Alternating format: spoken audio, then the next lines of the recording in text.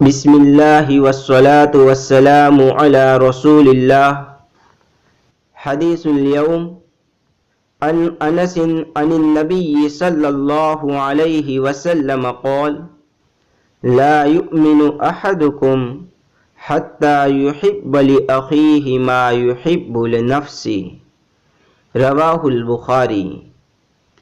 آج کی حدیث شریف حضرت انس رضی اللہ عنہ سے روایت ہے کہ حضرت صلی اللہ علیہ وسلم نے فرمایا، تم میں سے کوئی کامل مومن نہیں ہو سکتا جب تک اپنے بھائی کے لیے وہ پسند نہ کرے جو اپنے لیے پسند کرتا ہے.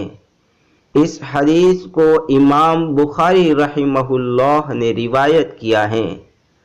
السلام علیکم ورحمۃ اللہ وبرکاتہ.